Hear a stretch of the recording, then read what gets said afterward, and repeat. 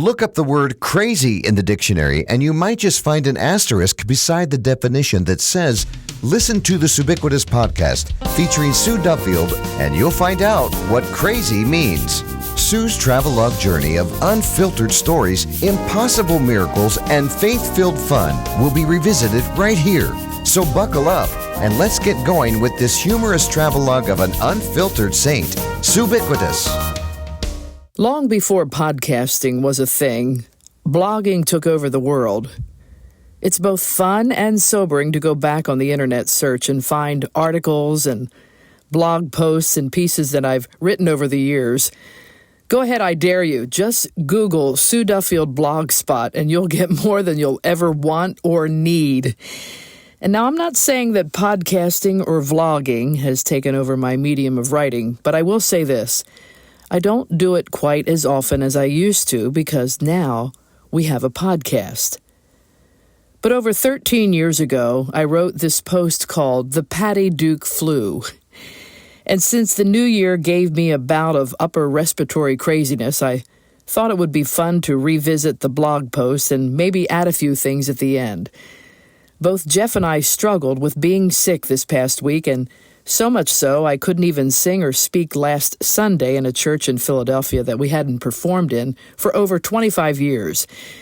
How disheartening. And I wanted so much to do my best for this awesome congregation, but it was not to be. Instead, though, Jeff ministered in the service all on his own, and I will tell you, it was phenomenal what he did. I watched online and I cried, and watching him do something so out of his comfort zone without me, yet watching how God used him in spite of his thinking or reality.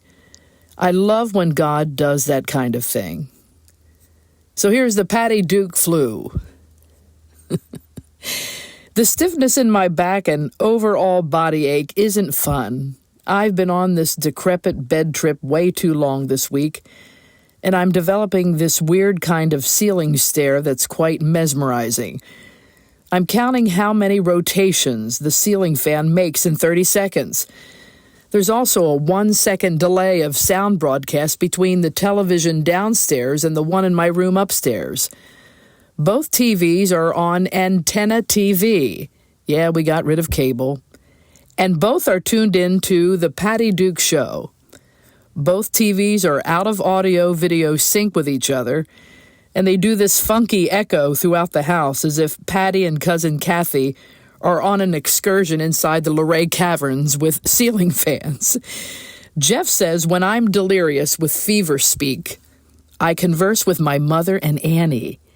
I also have an incoherent dialogue with a supposed hospital nurse. I carry a complete conversation with someone else for an hour, but I have no clue who it is. I ask the nurse for a styrofoam cup with ice chips, and that's what my mother always asks for, I say out loud.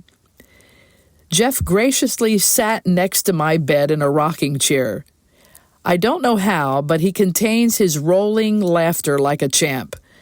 Finally, my fever breaks a little, and I'm back to normal, whatever that is. And thus begins the recap of the night. This amusement park of up and down common flu versus stomach flu symptoms with Patty Duke and the ceiling fan has been the norm for me since last Saturday.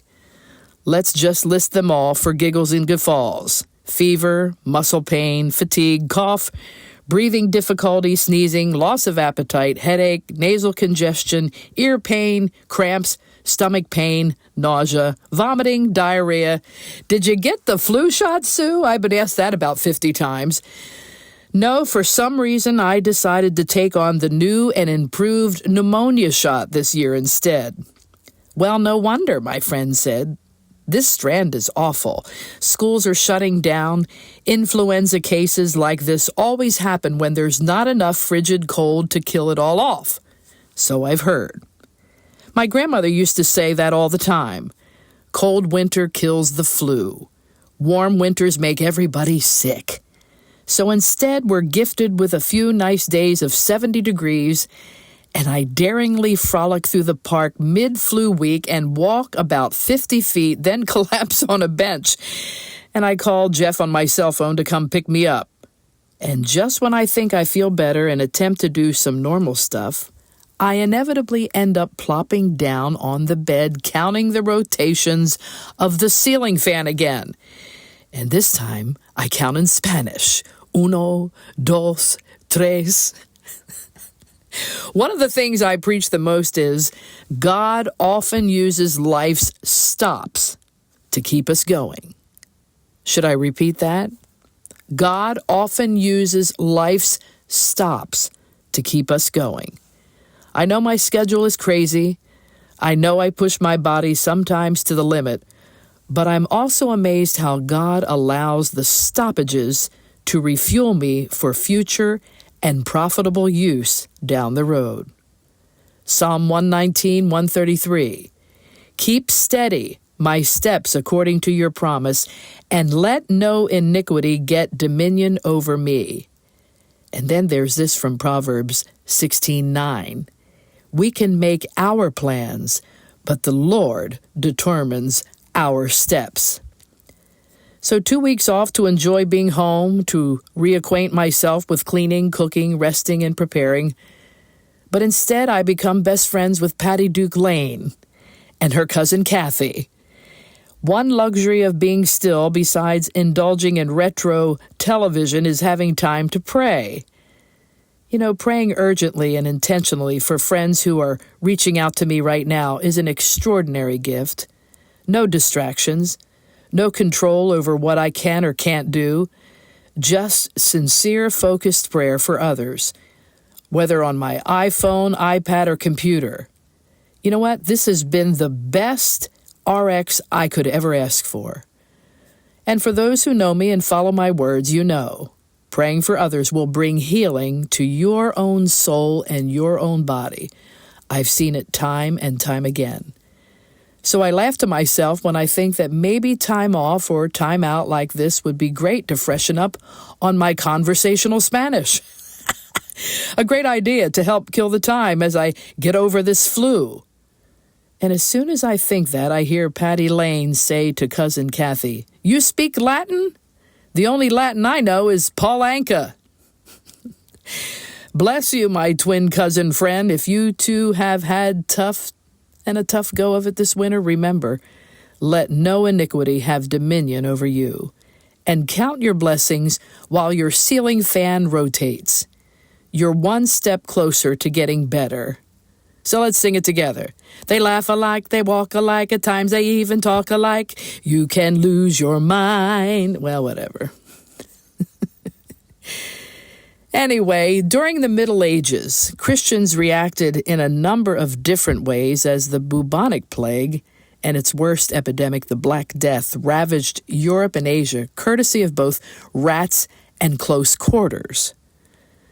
Marked by terrifying black boils filled with blood and awful stuff, the Black Death is thought to have wiped out a third of the population in Europe in just 5 years.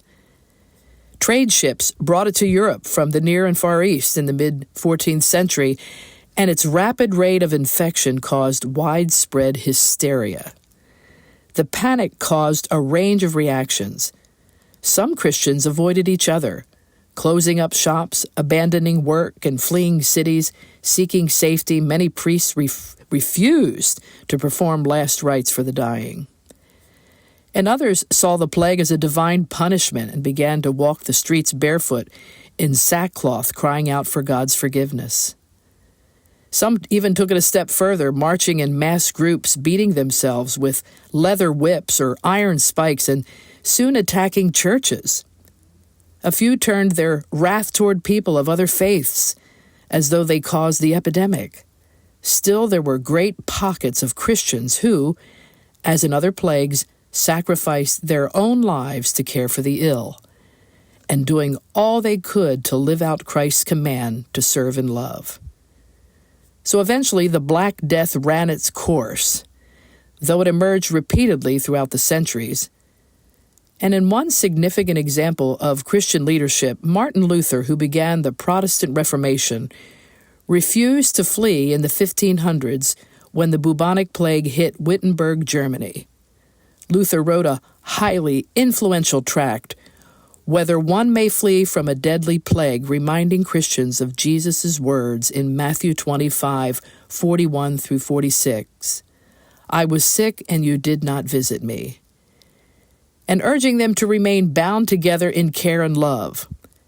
And as he wrote, we must do all we can to care for one another, even at the expense of our own lives. Luther's words served as a rallying cry for Christians and an example of how we are to love our neighbors. You know, as European settlers turned their sights on early America, it wasn't long before they brought illness along with goods for trade. Smallpox, yellow fever, cholera ravaged early settlements, quickly infecting Native Americans and devastating towns and villages with sickness and death. Vaccines, improved hygiene, and other medicine helped improve survival rates, and Christian missionaries were influential in reaching Native and other people with needed medicine. Often, survival from illness led to Christian conversion. So the first recorded outbreak of the 1918 influenza pandemic, often called by its misnomer the Spanish flu, was in March 1918 in Kansas, when a young private reported to an Army hospital complaining of flu symptoms. The next day, more than 100 other soldiers were complaining of the same symptoms. The disease spread quickly, both on American soil and abroad, as U.S. soldiers traveled from America to battlefields overseas in Europe. Their overcrowded quarters, combined with poor sanitation and limited health services, led to a rapid spread of the pandemic. And over the next few years, the pandemic claimed more than 50 million lives, according to the World Health Organization, more than double the total number of deaths in World War I at 20 million, and infected about a third of the world's population.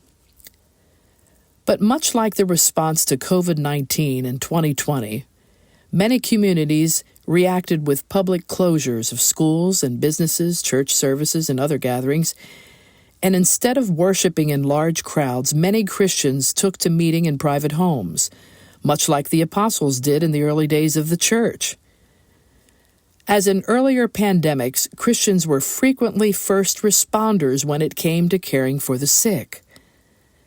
Letting go of their own health and safety to tend to others.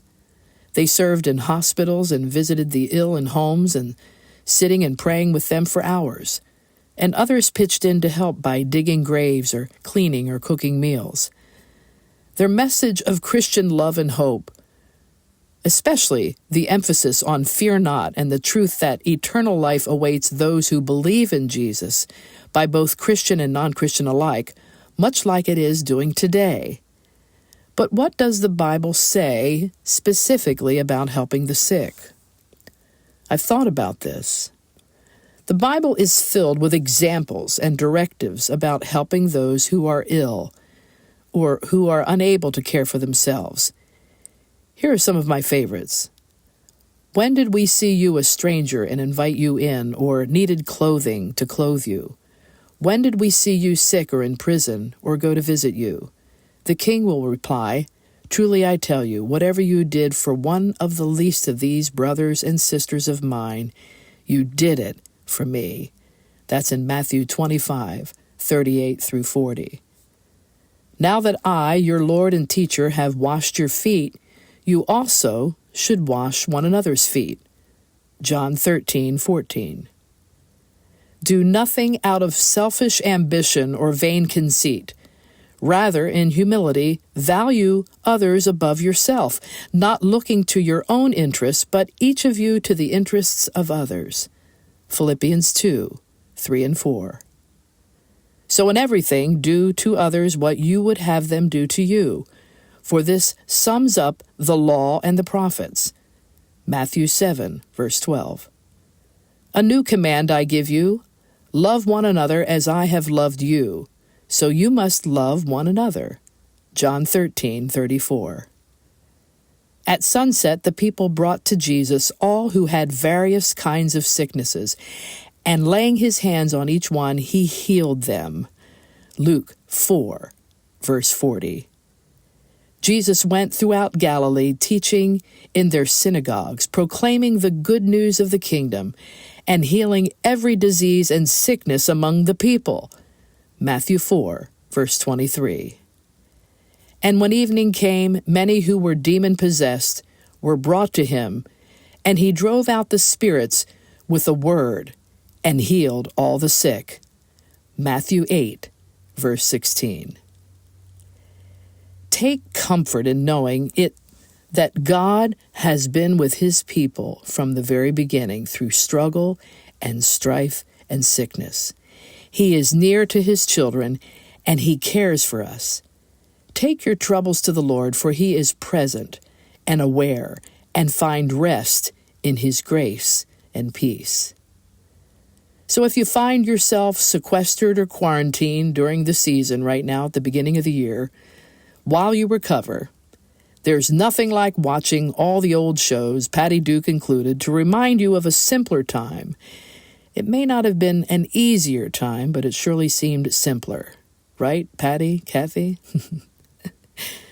This very first episode of 2023 of the Subiquitous Podcast has once again been brought to you by all of our faithful listeners and supporters.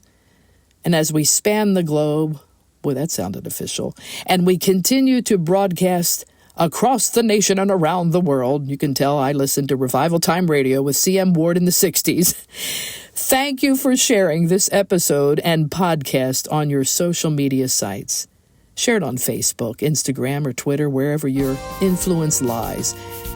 And we thank you, and we pray for you, and we hope that this year will bring healing, vitality, and purpose for your life. Get on SueDuffield.com to stay in touch with us. We love you. We'll see you next time.